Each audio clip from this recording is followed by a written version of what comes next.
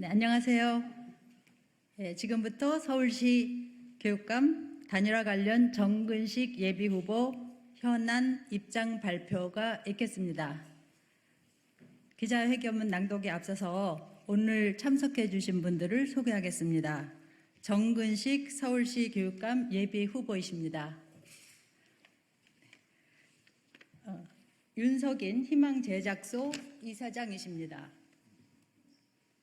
양동균 정근식 후보 선대위 수석 대변인이십니다. 김병혁 전 서울 강동 송파 교육장이십니다. 위정희 서울교육학부모 시민 참여단원이십니다. 네, 사회를 맡은 저는 서울시의회 교육위원입니다. 네, 지금부터 기자회견문 낭독이 있겠습니다. 예, 존경하는 서울 시민 여러분, 그리고 2024년 민주 진보 교육감 추진위원 여러분, 서울시 교육감 보궐선거에 예비 후보로 나선 저 정근식은 이 순간 엄중한 마음으로 이 자리에 섰습니다. 우리 학생들은 꿈을 잃어가고 있습니다. 선생님들이 자긍심을 갖기 어려워졌습니다. 그러하기에 학부모님들은 학교를 잘 믿지 못합니다. 정부의 퇴행적인 정책으로 공교육의 근간이 흔들리고 균형을 잃어갑니다. 교육이 경쟁에 휘말려 표류하고 있고 포용적인 국가 공동체와의 연대 또한 실종되었습니다. 제가 목도하는 우리 교육 현장의 암담한 현실입니다. 그래서 저는 더욱 겸허한 마음으로 서울시민 여러분 앞에 서게 됩니다. 학생과 교사, 그리고 서울시민 학부모님, 서울시민 모두의 기대를 저버리지 않는 것이야말로 교육계가 추구해야 할 가장 중요한 덕목이자 목표입니다. 우리는 시민들의 목소리를 무겁게 받아들이고 그 뜻을 존중하며 낮은 자세로 임해야 합니다.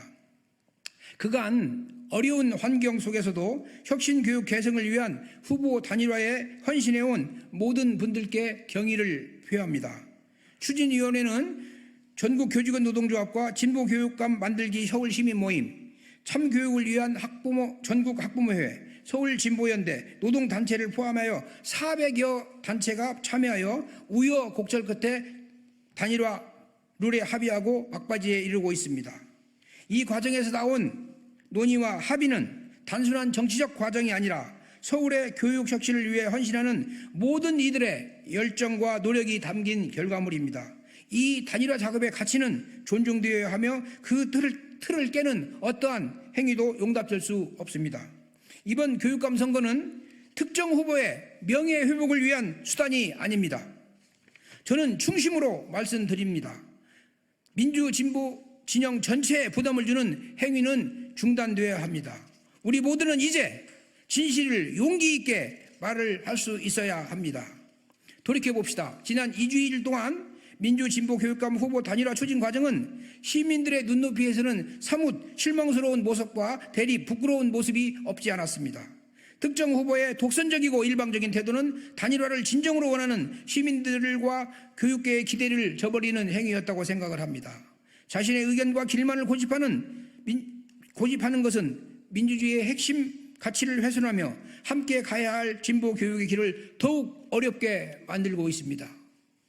역사 앞에서 진솔한 자기 성찰과 대승적인 판단을 저는 충심으로 요청합니다.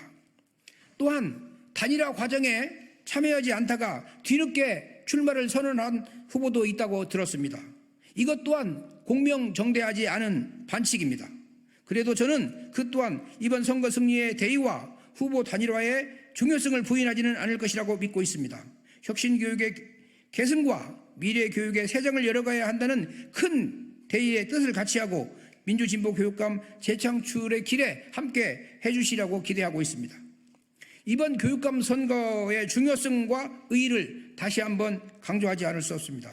현 정부 들어 흔들리고 있는 교육의 근간이 우리를 괴롭게 하고 있습니다. 역사 왜곡과 친일 교육이라는 퇴행이 공공연히 자행되는 현실입니다. 우리는 더 이상 교육이 후퇴하거나 그 근간이 흔들리지 않도록 제동을 거는 역할을 온 힘을 다해서 해야 한다고 생각합니다. 저는 우리 교육이 정치적 영향으로부터 자유롭고 오직 학생들의 미래를 위해 공정하게 운영되어야 한다고 믿습니다. 법과 정의 그리고 민주적 절차는 우리가 지켜야 할 가장 중요한 가치이며 이를 아이들에게 가르치는 것이 교육자의 소명입니다. 따라서 모든 교육 정책과 시스템은 국민과 학생들의 신뢰를 바탕으로 해야 하며 서울시 교육감 후보는 반드시 서울 시민의 여명을 받들어야 한다고 생각을 합니다. 내일이면 민주진보교육감 후보 단일화 추진위원 등록이 마감됩니다. 이제 단일화 경선을 아름답게 마무리해야 할 때입니다. 이제는 각자의 사심을 내려놓고 진정으로 서울의 교육 혁신을 이루기 위해 힘을 모아야 할 때입니다.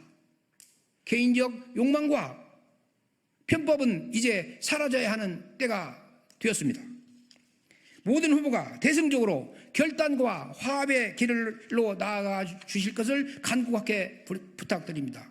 저 스스로 그 길에 솔선수범하겠습니다.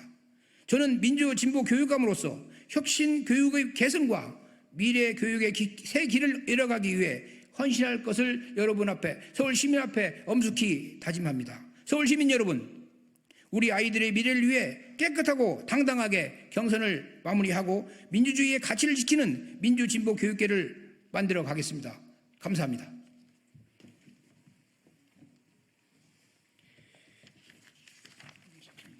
네, 이상으로 회견문 낭독이 끝났습니다. 혹시 질문 있으신가요? 네, 없으신 것으로 알고, 네, 밖에서 세부된 세부사항은 질문 받도록 하겠고요. 추석 연휴라 기사거리도 많이 밀리셨겠지만 모쪼록 서울교육감이 잘 뽑혀서 서울교육의 발전이 이루어질 수 있도록 기자 여러분들의 많은 관심 부탁드립니다. 이상으로 서울교육감 단일화 관련 정근식 예비후보 현황 관련 입장 발표 기자회견을 마치도록 하겠습니다. 감사합니다. 감사합니다. 감사합니다.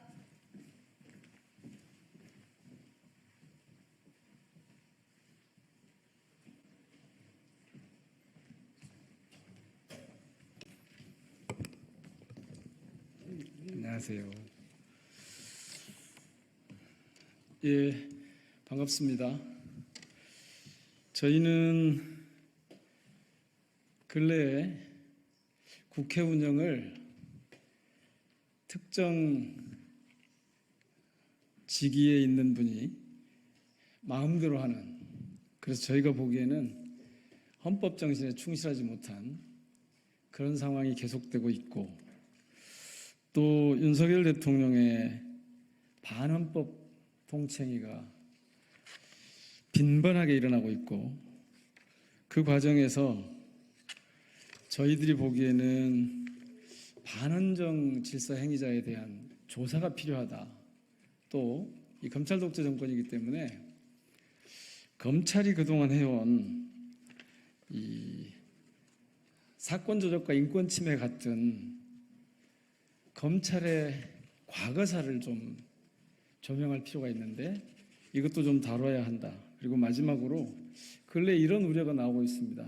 만에 하나라도 계엄령 같은 것이 이루어지게 되면 국회 기능을 정지시키고 그것을 계엄을 해제할 수 있는 국회 기능인데 이거를 봉쇄해버리는 그런 일이 있을 수 있어서 국회법에 계엄령 해제가 가능한 국회의 기능을 온전하게 담아낼 수 있도록 해야 된다.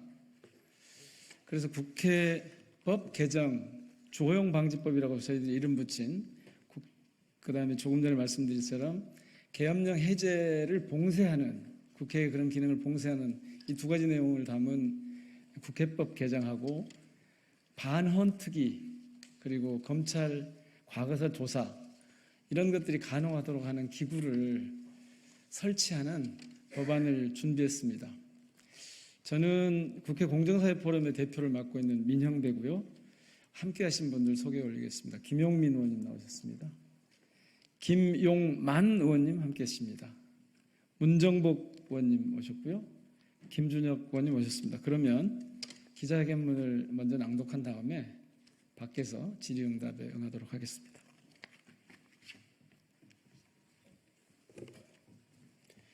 반헌법 세력을 해체하고 나라를 바로 세우겠습니다. 지금 온 나라가 엉망진창입니다. 민생 경제 파탄, 사회적 양극화와 민주주의 파괴 등 복합 위기로 성한 곳이 하나도 없습니다. 이제는 국민의 안전과 생명까지 위태롭습니다. 대한민국 위기 근원은 정치 체계의 고장, 즉 윤석열 검찰 독재에서 비롯합니다. 윤석열 정권의 헌법 파괴는 너무나 노골적이어서 이전에는 한 번도 겪어보지 못했습니다. 윤석열 정권은 반헌법 세력입니다. 주권이 국민에게 있다는 사실을 망각하고 국민과 싸우려 듭니다. 국회 입법권을 무시하며 거부권을 남발하고 있습니다. 헌법을 수호해야 할 대통령이 헌법을 부정하는 자들을 공직에 임명하고 있습니다. 윤석열 대통령의 반헌법 통치를 이대로 지켜볼 수 없습니다. 더 이상 대한민국이 망가지지 않도록 분명한 대응과 조치가 필요합니다. 국회가 나서 헌정 질서를 정상화하도록 하겠습니다. 국회의원 모임인 철험회와 더 새로는 민주 헌정 수호를 위한 의원 행동에 돌입합니다.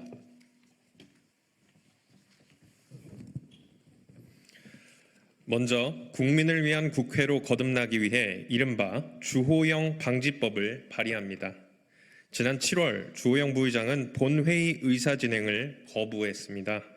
재해병특검법 재의결안, 일본 사도광산 세계유산 등재 추진 철회 국회 결의안, 공영방송 정상화를 위한 방송사법 등 안건이 상정된 날입니다. 법안에 반대한다는 이유로 합법적인 절차 이행을 거부한 주호영 부의장의 행동을 용납할 수 없습니다. 국회는 대한민국 민주주의를 실현하는 국민의 대표 기관입니다.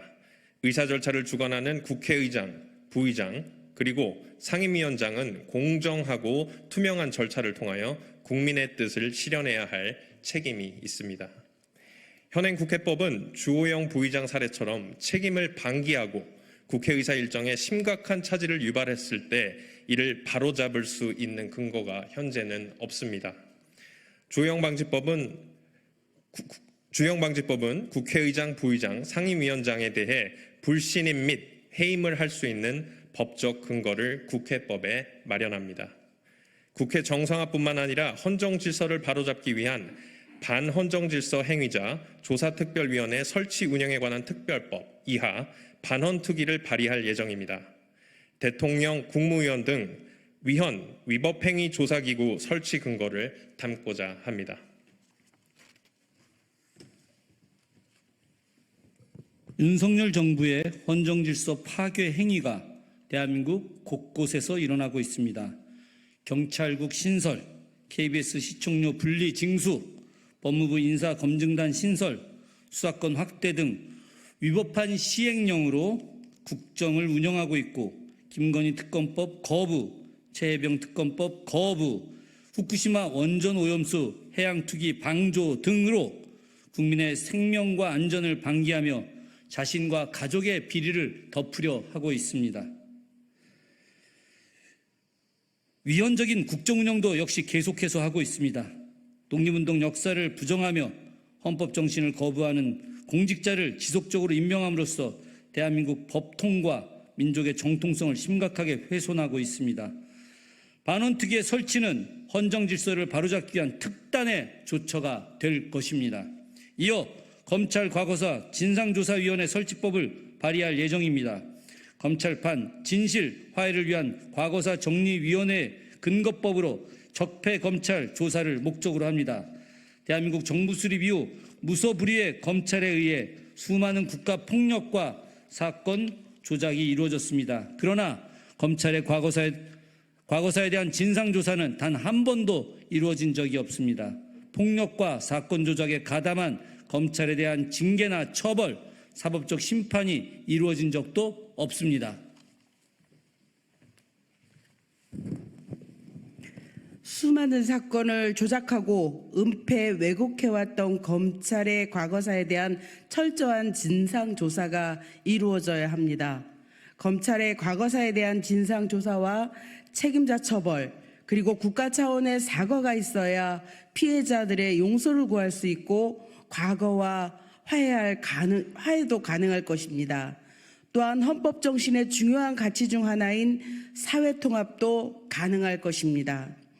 검찰 과거사 진상조사위원회 설립이 그 시작이 될 것입니다.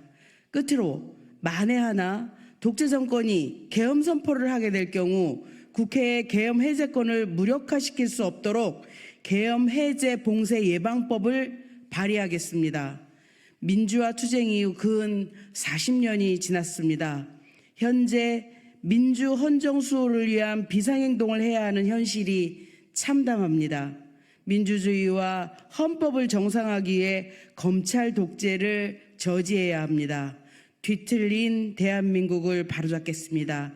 2024년 9월 19일 더 세로 등 12명, 철험의 17명, 의원 일동. 네, 맞습니다.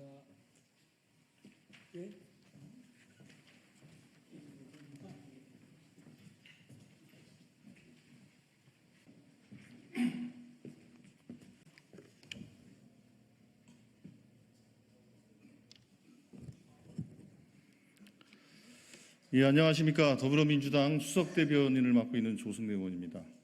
국민 여러분, 언론인 여러분, 추석 명절 잘 보내셨는지 모르겠습니다. 오전 브리핑 3건에 대해서 말씀드리겠습니다. 오늘 오전에 보도됐던 김건희 여사와 윤석열 대통령의 지난 2022년 보궐선거의 관여 의혹에 대한 내용, 그리고 추석 의료대란 상황에 대해서, 그리고 9.19 선언에 대해서 이 3가지 말씀드리도록 하겠습니다. 김건희 주역, 다시 하겠습니다. 김건희 주연, 윤석열 조연의 막장 드라마, 특검으로 진실을 밝혀야 합니다. 김건희 여사가 지난 4월 총선뿐만 아니라 2년 전 재보궐선거 공천에도 개입했다는 충격적인 보도가 나왔습니다. 이번에는 윤석열 대통령의 이름도 함께 거론됐습니다. 사실이라면 김건희 주연, 윤석열 조연의 막장 드라마라고 불러도 과언이 아닙니다. 더 이상 특검을 미룰 수 없습니다. 지난 2022년 6일 재보궐선거에서 김영선 전 의원이 창원의창에 공천받을 당시 윤석열 대통령 부부가 개입했다는 증언은 국민을 충격에 몰아넣기에 충분합니다. 지난 4월 총선 개입 의혹의 충격이 채 가시기도 전입니다. 보도에 따르면 대통령 부부가 공천에 입김을 불어넣어 당초 다른 후보를 공천하려던 공관위의 의중을 뒤집었다고 합니다. 대통령 부부와 통화해 공천 약속을 받아냈다고 설명하는 관계자의 육성까지 공개됐습니다.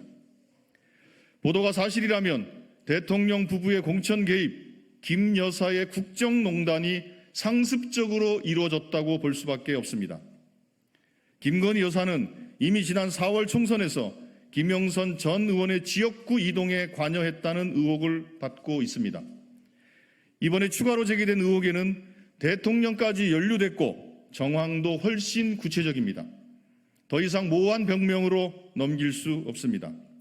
특검으로 진실을 밝혀야 합니다.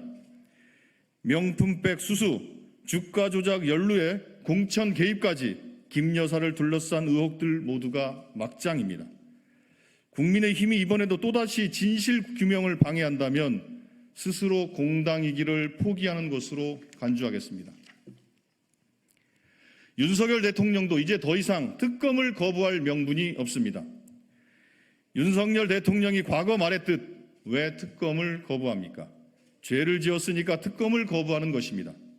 윤석열 대통령은 특검을 거부하는 자가 범인이라던 자신의 말을 되돌아보기 바랍니다. 국민은 자신의 가족이 연루된 특검을 제 손으로 거부하는 대통령을 더 이상 용납하지 않을 것입니다. 게다가 오늘 제기된 공천 개입 의혹에는 대통령 본인까지 등장합니다. 이런데도 또다시 특검을 거부한다면 도둑이 제발 저린다는 비판을 면할 수 없을 것입니다. 국민들은 불안 속에 떨고 있는데 의료 붕괴 없다는 윤석열 정부는 딴 세상 정부입니까? 이번 추석은 유례없는 불안과 걱정으로 했던 연휴였습니다.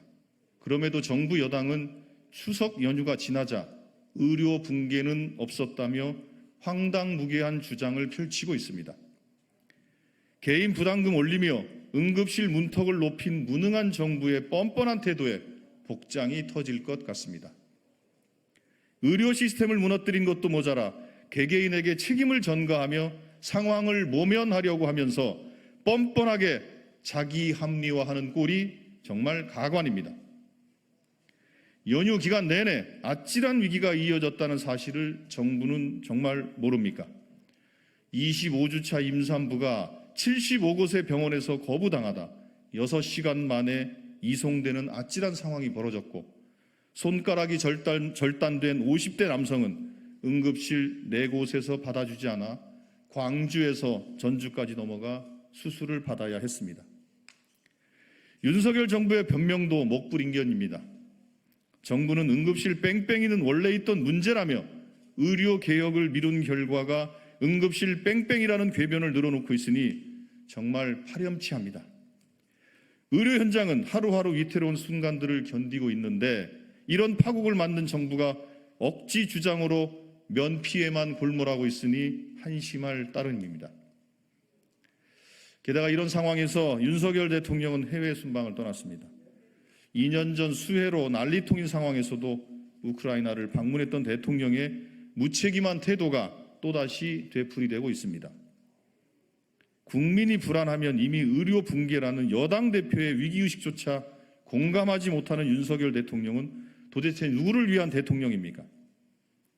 윤석열 대통령은 무책임한 대통령 놀이를 당장 멈추고 의료 대란에 절망하는 국민의 절규에 답하기 바랍니다. 다음 9.19 선언 관련해서 말씀드리겠습니다. 9.19 선언 6주년 다시 대화와 공존의 장을 만들어야 합니다. 오늘은 2018년 9.19 공동선언 6주년이자 2005년 9.19 공동성명 19주년을 맞는 날입니다. 남과 북의 전쟁과 대립의 역사를 극복하고 평화의 봄을 이끌기 위해 기울여온 노력과 그 노력의 결실이 담겨 있는 날입니다. 하지만 윤석열 정부 출범 이후 한반도의 봄은 순식간에 사라졌습니다. 이제 한반도는 다시 첨예한 극한의 대치가 이어지며 언제 개일지 알 수 없는 갈등의 한파가 몰아치고 있습니다. 강대강 대치의 틈바구니에서 한반도는 동북아시아 신냉전의 중심이 되었고 서로의 하늘을 오물풍선과 대북 확성기가 찢어내고 있습니다. 언제 다시 봄이 찾아올지 모를 극한의 겨울이지만 이럴 때일수록 내일의 평화를 위해 다시 씨앗을 뿌리는 일을 외면해서는 안 됩니다. 더불어민주당은 긴장감이 날로 높아가는 한반도에 다시 봄을 이끌어내기 위해 온 힘을 다할 것을 다짐합니다. 평화는 최고의 국익입니다. 코리아 디스카운트의 중심에는 한반도의 갈등이 있습니다. 한반도의 평화가 안착하는 순간이 최고의 국익입니다. 윤석열 정부가 진정 국익을 우선한다면 갈등 고조 대신 긴장 완화의 길을 찾는 데 최선을 다해야 할 것입니다. 이상입니다. 감사합니다.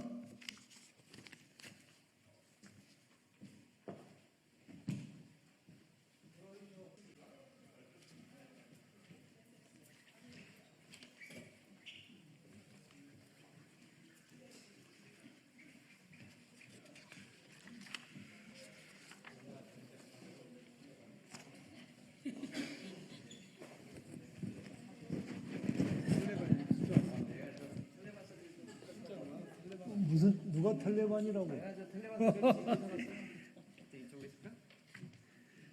예, 한가히 잘 쉬셨습니까?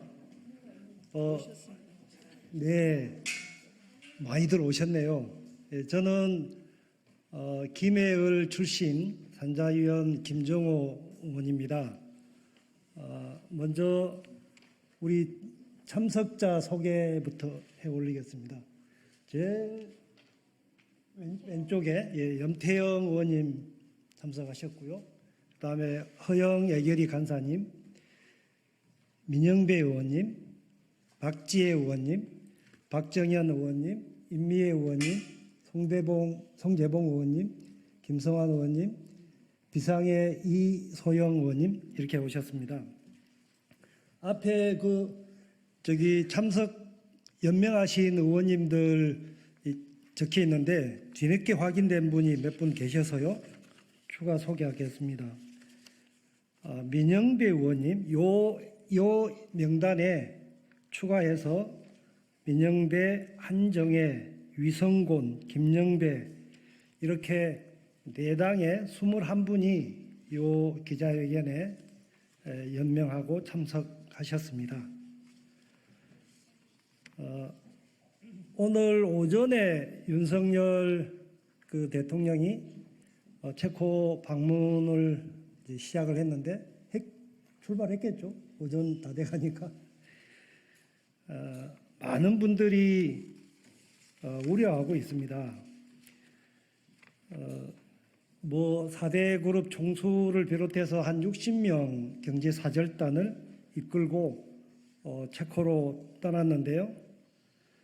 우선 협상자로 지정받은 것은 다 알고 계시고 24조 원 잭팟 터뜨렸다. 15년 만에 국가적 경사다. 이렇게 호들갑을 떨었지만 최근에 확인된 바는 미국 에너지부가 원전 수출 신고서를 반려했고 또 웨스팅하우스사는 소송을 제기하면서 원전 수출이 이제 발목을 잡힌 상황입니다. 더군다나 체코 정부도 웨스팅하우스와 프랑스 EDF사가 진정한 부분에 대해서 정부는 다 일축했다라고 발표했지만 실제로 확인된 바는 이제 심사에 들어가겠다 이렇게 체코 정부가 밝혔습니다. 과연 내년 3월까지 최종 계약서에 한수원 컨소시엄이 서명할 수 있을지 의문입니다. 확정되진 않았지만 세계원전협회가 발표한 공사비 체코 원전 2기는 대략 9.3조 원으로 추산하고 있습니다. 또한 국내 증권사는 대략 13.6조 원 수준이다. 여기에 설계, 기자재 조달, 시공 등 약 60%가 체코 기업으로부터 조달해야 되고 또 유럽 안전 기준에 따라서 원전 안전 기준에 따라서 시공 경험이 국내 원전 업체는 없는 대형 설계 변경이 꽤 있고 체코 현지인의 고용, 주 40시간 엄격한 노동시간 지켜야 된다면 공기지연이나 공사비 증액은 불가피할 거다. 이렇게 예상이 됩니다. 과연 찻대고 포대고 이익은커녕 적자가 얼마나 더 날까 이렇게 우려됩니다. 최근 미국의 달라진 입장도 큰 리스크입니다. 이전에 바라카 원전 때는 협상이 되었습니다. 정확하게 지금 밝혀지진 않았지만 대략 수주 금액의 10% 수준에서 기술 사용료 그리고 그다음에 핵심 기자재 조달비 이렇게 해서 대략 2조 원 가량이 웨스팅하우스에 제공하고 원전 수출에 동의를 해주었다. 그렇게 해서 아랍에미레이트 바라카 원전은 성사가 된 것으로 알려지고 있습니다. 그런데 이번에 체코 원전, 그 전에 폴란드 원전 수주전에서 드러난 미국의 입장은 종전과 확연히 다릅니다. 최소한 자신들의 기자재 구입, 기술 사용료 정도 감당하는 게 아니라 아예 원전 수출을 한국이 독자적으로 하는 것을 막겠다 하는 저의를 드러내고 있습니다. 아예 하청 기업화하려는 의도가 아니냐 이런 우려도 합니다. 자칫 잘못하면 빚 좋은 개살구, 미국 원전 기업의 로열티 다 내고 기술 종속은 심화되고 체코에게는 체코 기업과 노동자들에게 일감과 일자리를 제공하고 심지어 금융 비용까지 지원해야 되는, 결과적으로 국민 혈세를 퍼주는 것 아니냐, 이제라도 냉정하게 짚어봐야 될 것 같습니다. 오늘 이 자리에 이렇게 급하게 추석 연휴가 끝나자마자 여러분들 찾아뵙고 이런 우려를 전하고, 이 기자회견을 시작으로 해서 앞으로 국감 때 바라카 원전 정보 지금 한전 컨소시엄이 한사코 공개를 거부하고 있습니다. 체코 원전에 대해서도 마찬가지인데요. 이거 올해 국감을 통해서 철저하게 국민 입장에서 국익을 위해서 꼼꼼하게 들여다보겠다, 이런 신호탄을 오늘 쏘는 것입니다. 아무튼 이제 기자회견문 돌아가면서 이렇게 말씀드리겠습니다. 첫 번째. 네. 무리하게 추진하는 체코 원전 수출 전면 재검토하라. 존경하는 국민 여러분, 윤석열 대통령이 오늘부터 22일까지 체코를 방문합니다. 24조 원의 잭팟이라고 부르던 원전 수출이 미국의 문제 제기로 어려워지자 부랴부랴 만든 일정으로 보입니다. 하지만 전문가들은 이 시기에 왜 미국이 아닌 체코를 방문하는지 이해할 수 없다고 합니다. 윤석열 정부의 원전 수출의 발목을 잡은 건 미국이지 체코가 아닌데 말입니다. 이는 그간의 균형 외교 노선을 버리고 미국에 집중했지만 미국의 정부와 원전 수출을 상의조차 할 수 없는 상황에 놓여 있다는 증거입니다. 지난 8월 안덕근 산업통상자원부 장관이 미국을 방문했을 때도 미국을 설득하지 못하고 빈손으로 귀국한 것이 이를 증명합니다. 사실 윤석열 정부의 원전 수출 열기는 처음부터 불가능했습니다. 전 세계적으로 원전은 건설 비용이 수십조 원으로 증가하면서 건설이 지연되거나 보류되고 있기 때문입니다. 게다가 우리나라 원자력 기술은 미국이 원천 기술을 가지고 있어 미국 정부의 승인이 있어야만 수출할 수 있습니다. 한국 수력 원자력은 22년에 체코 원전 수출 신고서를 제출했지만 미국 에너지부는 절차를 지키지 않았다며 신고서를 반려했습니다. 또한 지난해 한미 정상회담에서 윤석열 대통령은 원자력 관련 각국의 수출 통제 규정과 지식재산권을 존중하겠다는 성명서에 서명했습니다. 앞으로 원전 수출은 미국의 통제를 받겠다고 스스로 인정한 것입니다. 미국 측은 한미 정상 공동성명에서 언급한 지적재산권을 무기로 체코 원전 수출에 대해 회의적인 의견을 표시했습니다. 윤석열 정부는 자신들의 외교 정책이 어떤 식으로 전개될지 제대로 검토조차 해본 적이 없는 듯합니다. 미국에 일방적으로 퍼주기만 하는 외교가 윤석열 대통령이 말하는 국익인지 묻고 싶습니다. 이번 체코 순방은 내년 원전 최종 계약을 위한 통상외교의 일환입니다. 그러나 미국이 원전 산업 생태계 복원과 원전 주도권 확보를 위해 수출 통제라는 카드로 한국 원전 산업 발목 잡기를 하는 상황에서 대통령의 방문이 효과가 있을 거라고 생각하기 어렵습니다. 이뿐만이 아닙니다.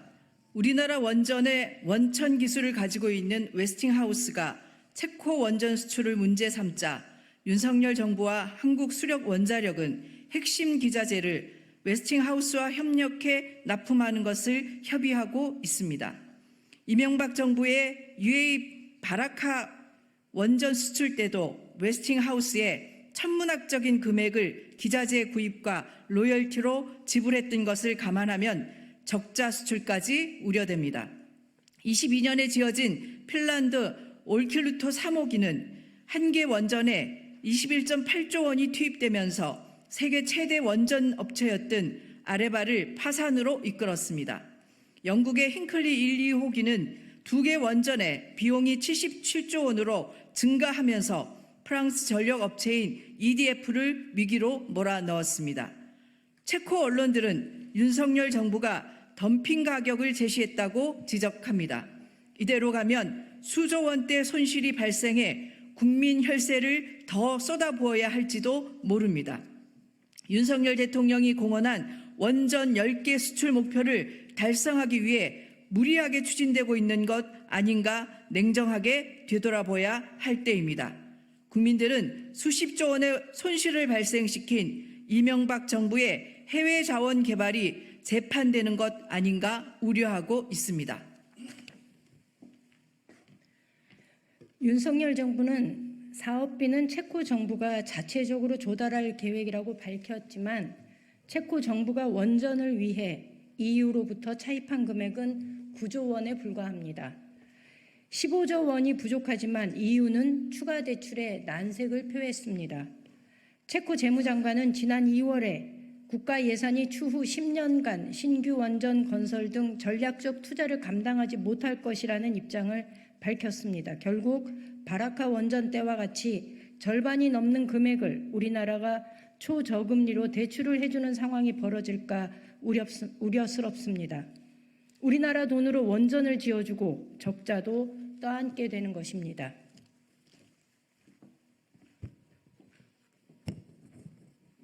체코 정부가 우리나라 편을 들어주고 있다고 하지만 그것도 사실이 아닙니다.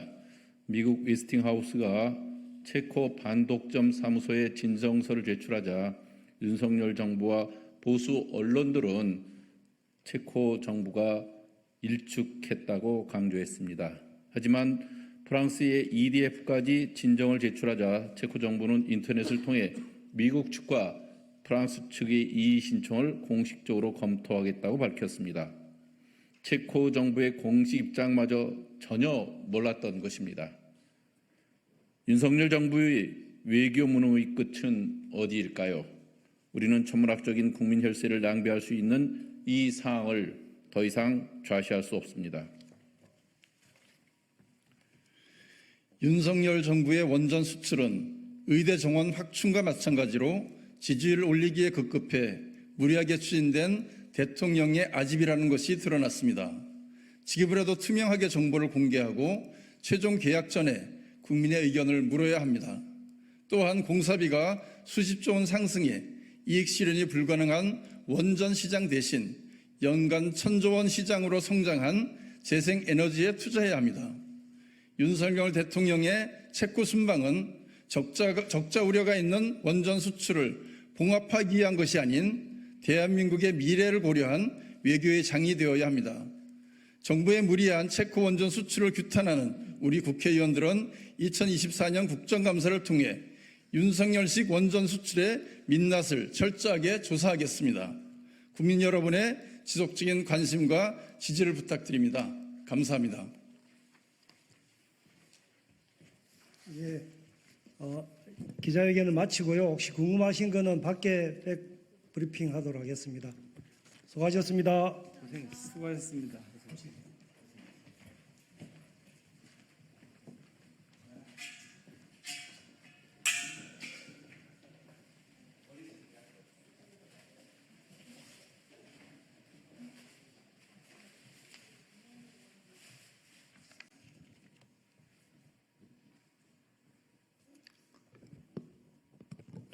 국민의힘 2024년 9월 19일 논평 시작하겠습니다. 먼저 9.19 남북 군사합의 6주년 관련 논평입니다. 9.19 남북 군사합의 이후 6년, 평화는 마을잔치나 합의문으로 지키는 것이 아닙니다. 6년 전 오늘 문재인 정부는 이른바 9.19 남북 군사합의에 서명했습니다. 당시 문재인 청와대는 사실상 남북 간에 불가침 합의를 한 것으로 평가한다며 자화자찬을 했습니다. 그 후 6년, 현실은 문재인 정부의 장밋빛 환상과는 정반대였습니다. 일체의 적대 행위를 전면 중지한다고 했지만 북한은 9.19 군사 합의 후 5년간 무려 3,600여 차례나 위반과 도발을 반복했습니다. 그런데도 문재인 정부는 9.19 군사 합의를 지켜야 한다며 우리 군의 정찰 자산을 스스로 묶어놓기 바빴습니다.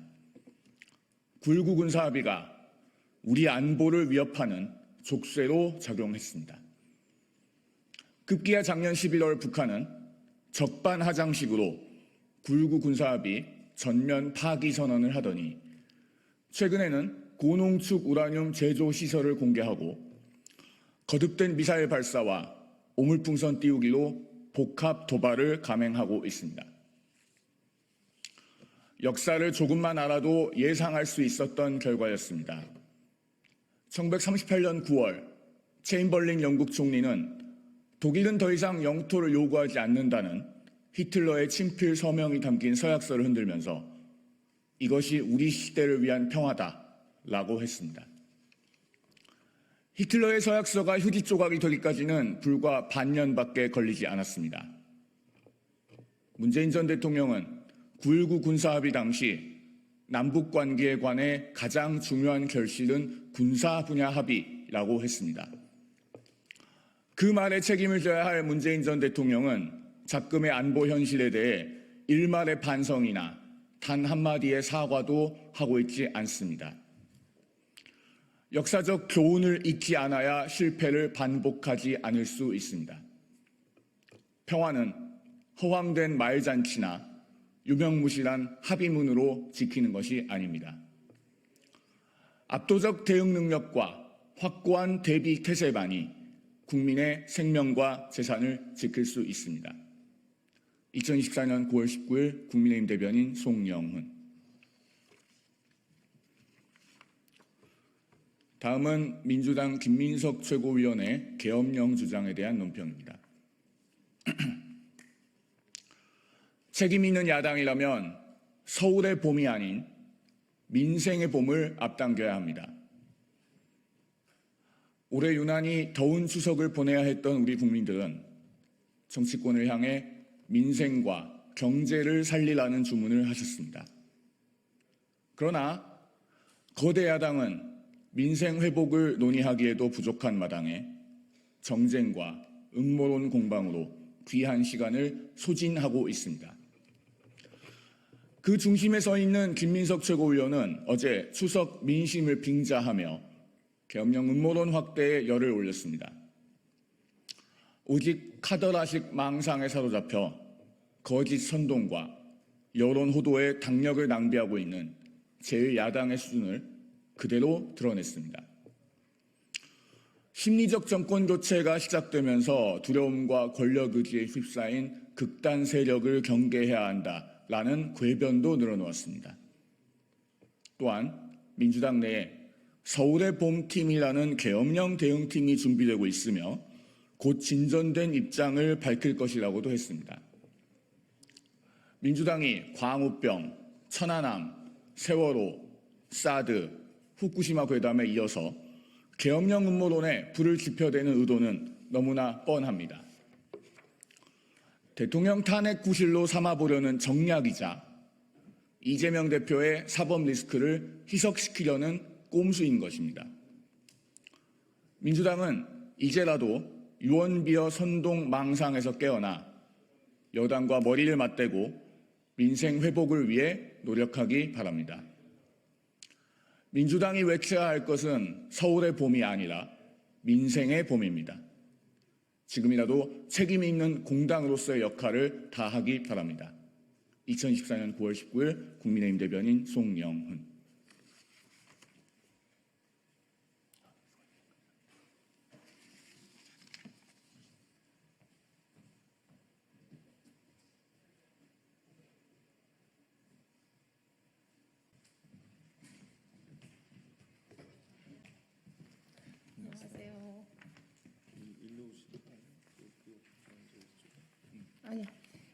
네, 오늘은 이번 서울 교육감 보궐선거에 예비후보로 등록하신 강노연 예비후보의 정책과 관련된 서울교육정책 비전을 발표하는 기자회견 자리를 마련했습니다.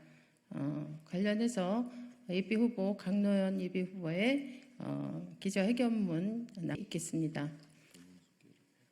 저는 그 강노연 예비후보 선대위원장을 맡고 있는 강민정입니다. 그리고 오늘 함께한 청년 강노연 그 교육감 시대의 그 강노연 키즈 혁신교육 키즈라고 할 수 있는 청년 한성현 청년이 함께 자리를 했습니다. 그러면 예비후보 강노연 후보님의 기자회견문 낭독이 있겠습니다.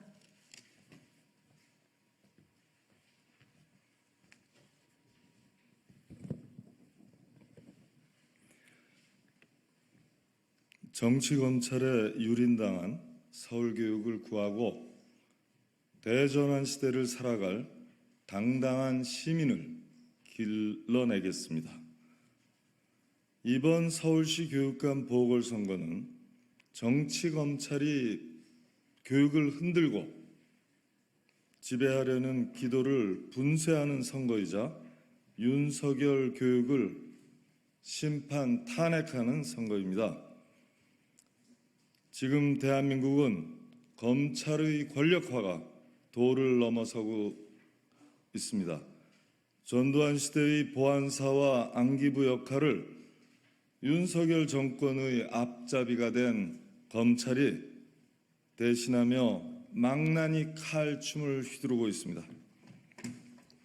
군사 독재 시절 야당 대표가 가택연금을 당했다면 지금은 야당 대표가 매주 3, 4일씩 법정에 불려다니는 법정연금을 당하는 상황입니다. 무슨 말이 더 필요하겠습니까? 법정연금은 가택연금보다도 더 교묘하게 진화된 정적 죽이기입니다. 이명박 정부에 맞서 무상급식과 체벌금지를 이뤄낸 저 곽노연은 정치검찰의 칼에 쓰러졌습니다. 조희영 교육감 역시 윤석열 정치검찰에 쓰러졌습니다. 모두 서울 진보교육감 죽이기였습니다. 아무리 좋은 교육정책을 만들어도 정치검찰을 앞세워 진보교육감 죽이기가 계속된다면 교육이 제대로 설 자리가 없고 우리 아이들이 안전하게 자랄 수 없습니다. 12년 전 진보교육 죽이기가 잠시 성공한 듯 했지만 조희영 교육감이 당선되며 서울 진보교육감 2기가 다시 시작되었습니다. 서울 시민의 강력한 지지와 단호한 심판이 만들어낸 것입니다. 지금 윤석열 정치검찰에 유린당한 서울교육도 민주진보 교육감의 혁신교육을 지지하는 시민의 힘으로 다시 서울교육의 봄을 열어주실 것을 믿습니다. 저는 21세기 대한민국 혁신교육을 혁신하고 진보시킬 21대 교육정책을 마련하였습니다. 혁신을 혁신하는 저의 21대 교육정책의 기본 원칙은 다음과 같습니다. 공감 가능한 정책, 체감 가능한 변화, 측정 가능한 진보. 이것이 저희 교육정책을 접근하는 총론입니다. 저는 모두가 존엄한 사회, 모두가 평등한 교육을 비전 삼아 깊이 있는 배움, 풍요로운 공교육, 더불어 사는 시민 덕성이 꽃피는 서울교육을 만들겠습니다. 아침이 설레이는 학교를 만들겠습니다. 각자에게 자기다움을 길러주는 고유한 탁월성 교육을 지향합니다. 저소득층 학생에 대한 우선 지원, 최대 지원을 약속드립니다. 차별과 배제가 교육계와 학교에 발 디딜 수 없게 하겠습니다. 윤석열식 가짜 공정이 아닌 모두가 공정한 기회를 갖는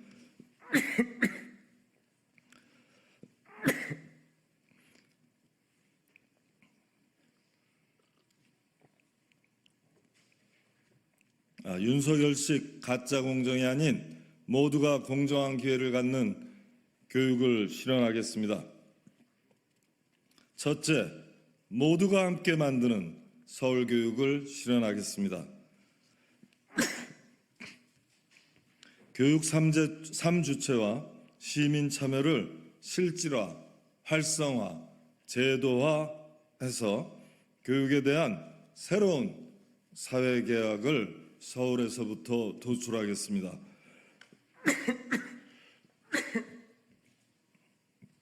죄송합니다.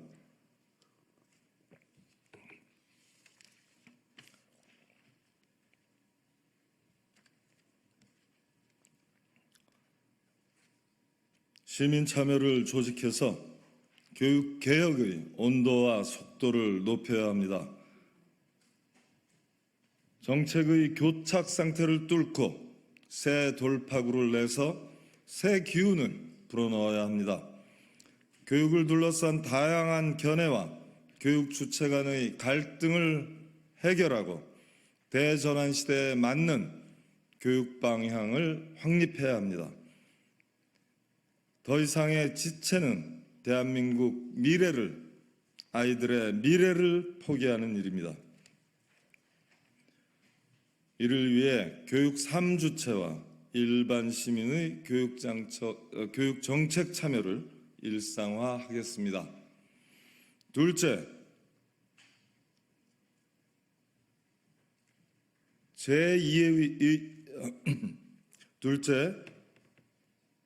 교육청이 제2의 교육과정, 삶의 교육과정을 운영해서 부모 찬스를 공교육 찬스로 바꿔내겠습니다.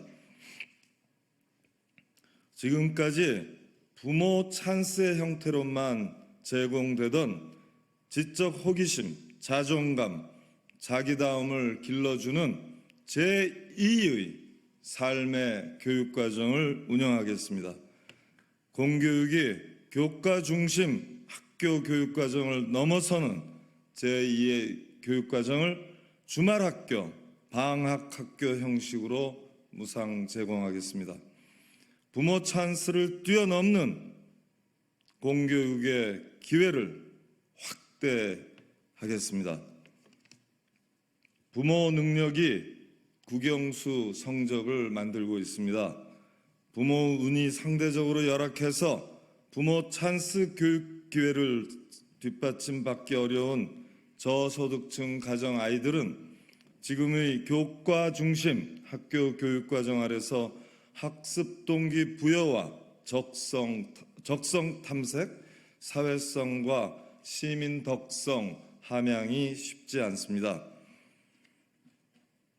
이를 극복하기 위해서 인생학교, 리더십학교, 시민학교, 창업학교, 노작학교, 진로학교, 문화예술학교 등 제2의 교육과정을 무상 제공함으로써 아이들에게 학습 동기를 부여하고 삶의 기술과 관계의 기술을 익히며 자기다움과 진로 적성을 찾아 나서게 하겠습니다. 특성화고 교육과정을 전면 개혁하고 안전한 현장 실습제를 도입하겠습니다.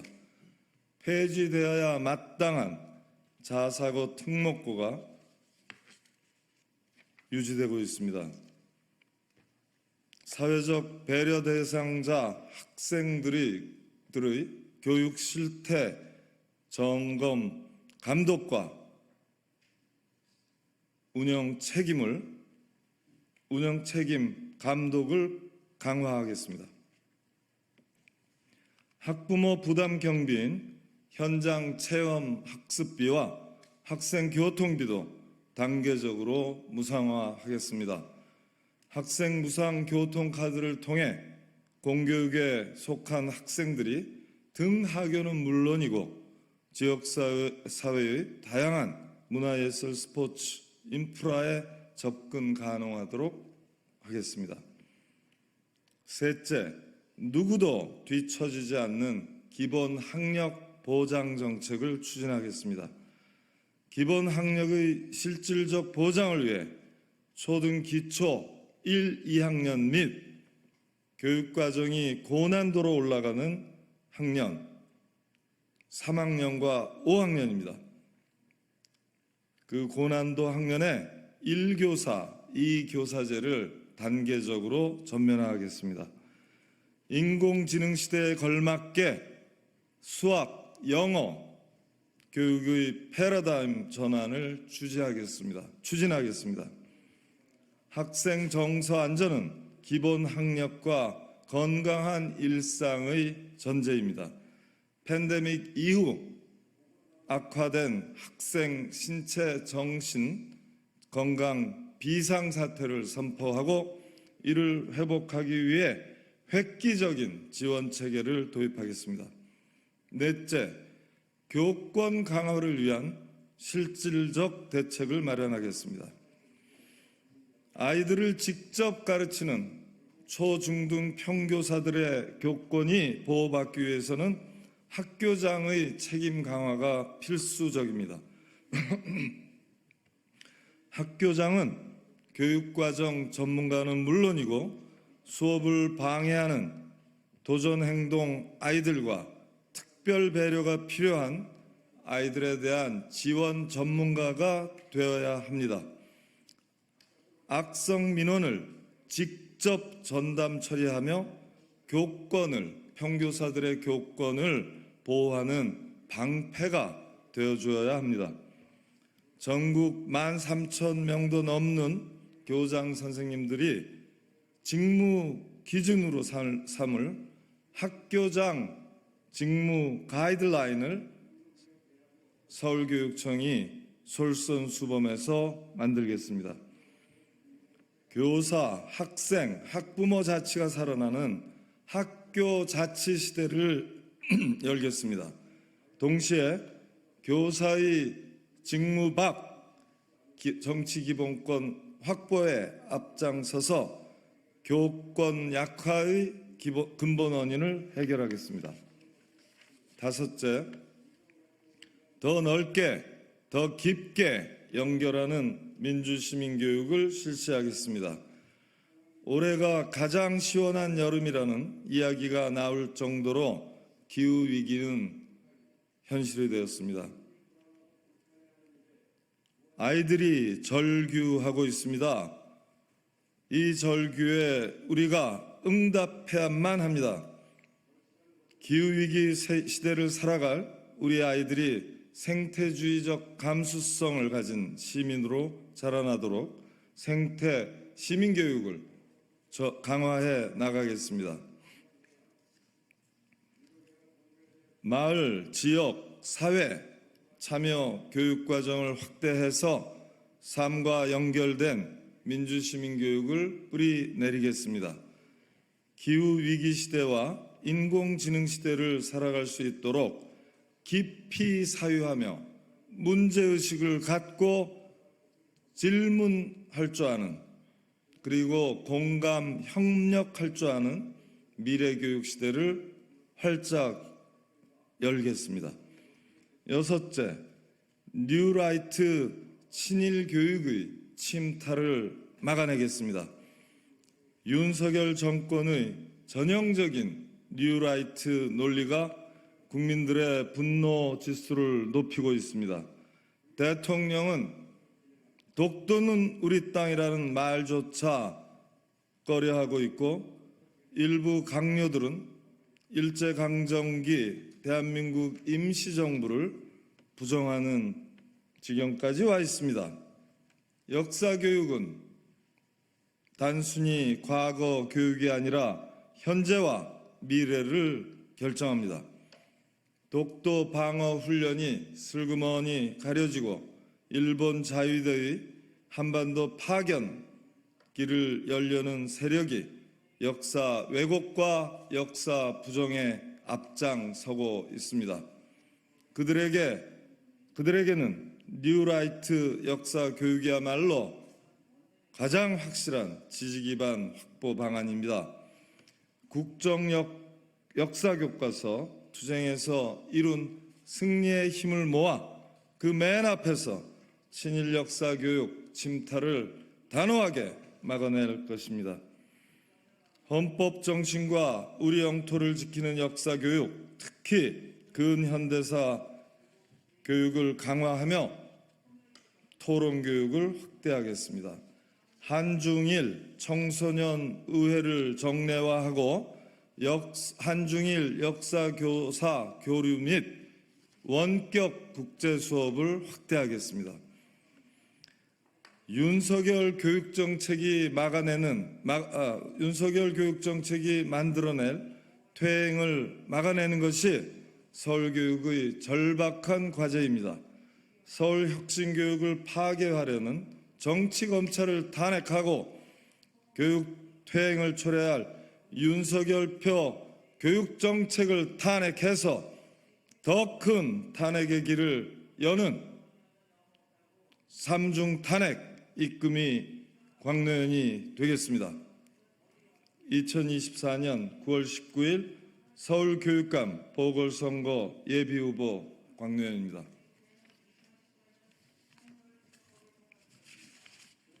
이상으로 기자회견 마치고요. 혹시 질의가 있으신 분은 백돌 바깥에서 진행하도록 하겠습니다. 감사합니다.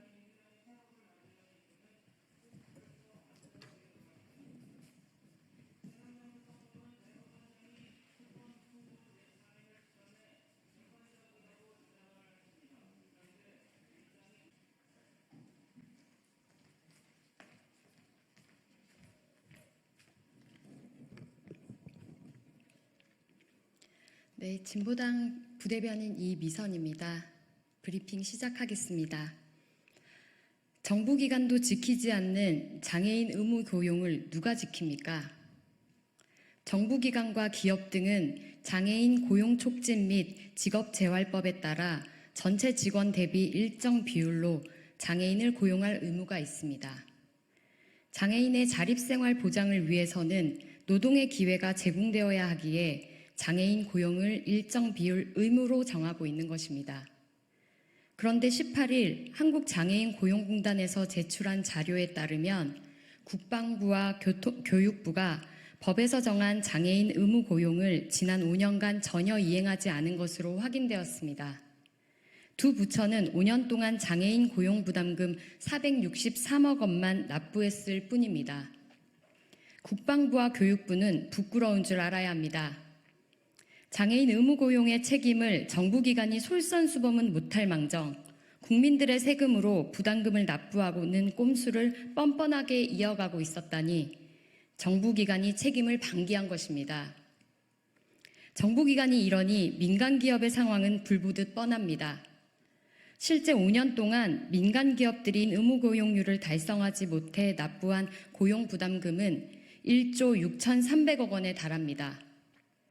정부기관은 물론 기업에서도 사회적 책임이 있음을 다시 한번 강조합니다.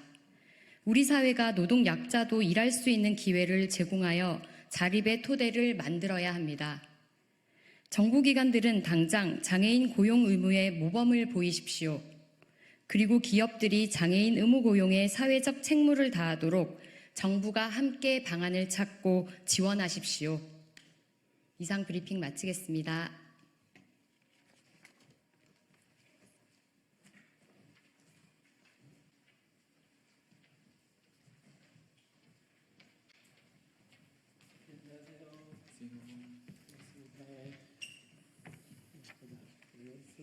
이쪽 한번 쓰시고요. 네네네. 좀 쓰시고, 네네.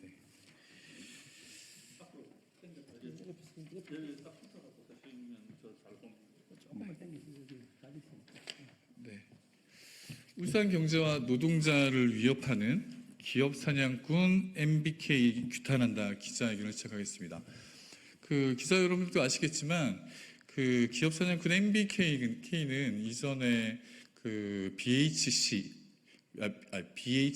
치킨 그리고 네파 그리고 홈플러스 그리고 ING 생명까지 그 사모펀드를 활용해서 기업을 합병하고 기업 정상화라는 명목으로 기업을 구조조정하고 노동자들을 정리하고 하면서 그리고 나서 그걸 다시 되팔면서 이익을 봤던 기업입니다. 특히 ING 생명 같은 경우는 신한금융 지주에다가 되팔면서 2조 원을 벌어들였다고 하더라고요. 그러면서 그 슬림함으로 노조 그리고 노동자들을 구조조정 시키면서 그렇게 성장했다고 합니다.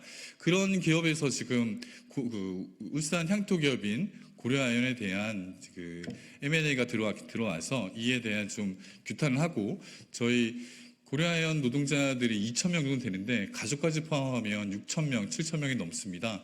이 가족의 생존권 문제이기 때문에 저희 울산에 있는 의원님께서는 이에 관련해서 그 대책을 마련하고 규탄하는 기자회견을 연 겁니다. 우선 간단하게 우선 소개를 드리면 그 울산 북구의 윤종호 국회의원님 같이 참석하셨습니다. 네, 그리고 문병국 그 고려아연 위원장님 참석하셨습니다. 네, 그리고 신봉철 부위원장님 참석하셨습니다. 그리고 김상욱 사무국장님 참석하셨습니다. 우선 윤종호 의원님 한 말씀 좀 듣도록 하겠습니다. 먼저 한 말씀 하시고. 그러면 그 위원장님이 그래도 한 말씀 하시고, 네네네. 반갑습니다. 저는 고려아연 노동조합 위원장 문병국입니다. 제가 오늘 이 자리에 선 배경에 대해서 잠깐 설명드리겠습니다. 저희 고려아연 노조는 지금 저희 회사가 설립된 지는 한 50년이 됐습니다. 50년 창사 이래 지금 MBK라는 사모펀드가 저희 회사를 공개 매수하려고 지금 영풍하고 손을 잡고, 그런데 MBK의 어떤 형태는 몇 번의 M&A를 통해서 거의 모든 부분에 대해서 약탈과 매수, 그다음에 여러분들 잘 아시겠지만 고용 불안, 그다음에 정리해고 여러 가지 형태의 모습을 보여줬습니다.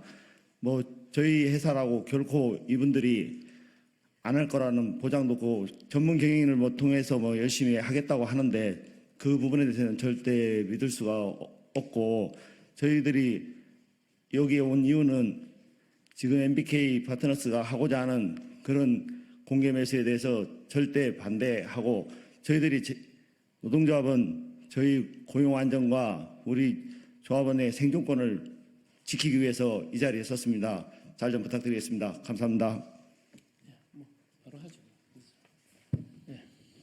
반갑습니다. 진보당의 원내대표를 맡고 있는 울산 북구의 윤종호 의원입니다.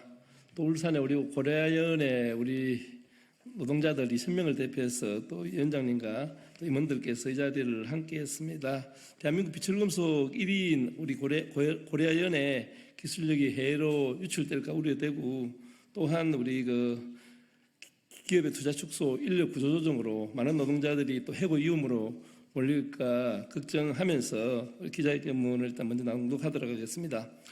울산 경제와 노동자를 위협하는 기업 사냥꾼 MBK 규탄한다.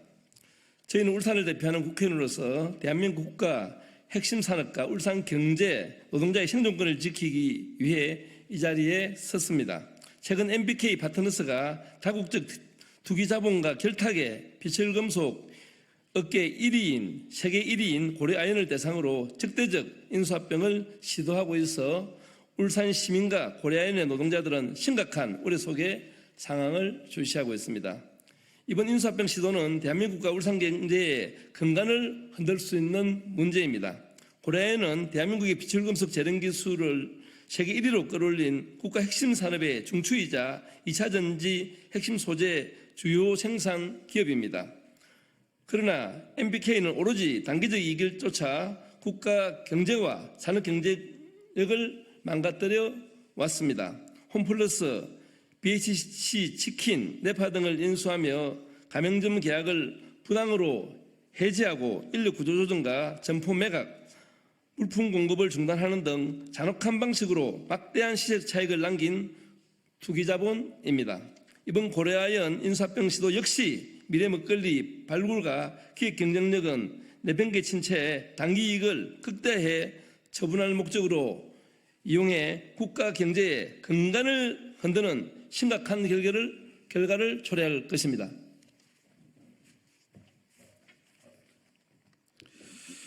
MBK의 고려아연 인수합병은 수많은 울산 노동자들의 생존권을 위협하는 문제입니다. 과거 MBK는 ING 생명 인수 후 신한금융지주에 매각하는 과정에서 2조 원 이상의 차익을 냈음에도 수백 명에 달하는 구조조정과 역의 탈세를 일삼았습니다. 또한 홈플러스 인수 후에는 일방적인 점포수 축소와 구조조정으로 심각한 사회적 갈등과 논란을 낳았습니다. 이번에도 MBK는 계산기를 두드리면서 고려아연 노동자들과 가족의 삶을 짓밟을 것이 자명합니다. 고려아연은 이미 세계적인 경쟁력을 갖춘 초우량 기업입니다. 부실 기업을 인수해 재편하고 가치를 창출하는 일반적인 사모펀드와는 다른 약탈적 기업 사냥꾼 MBK의 인수합병 시도는 대한민국과 울산의 경제를 흔들고 노동자 일자리와 생계를 위협하는 행위입니다. 이에 우리 울산 국회의원들과 고려아연 노동자들은 촉구합니다. MBK는 고려아연에 대한 적대적 인수합병 시도를 당장 중단하십시오. 대한민국 정부는 산업 생태계와 노동자들의 생존권이 달린 이 문제 해결에 적극 나서야 합니다. 존경하는 국민 여러분, 그리고 울산 시민 여러분, MBK의 고려아연 인수 시도는 단순한 기업 간 거래가 아닙니다. 저희 국회의원들은 이 문제의 심각성을 깊이 인식하고 울산 시민과 고려아연의 노동자들 그리고 국민 여러분과 함께 이 위기를 막아내기 위해 끝까지 싸울 것입니다. 네, 기자회견 혹시 마치기 전에 사무국장님이나 혹시 부인자 하실 말씀 있다는 게 말씀해 주셔도 됩니다. 네네. 네, 그럼 기자회견 마치도록 하겠습니다. 고맙습니다.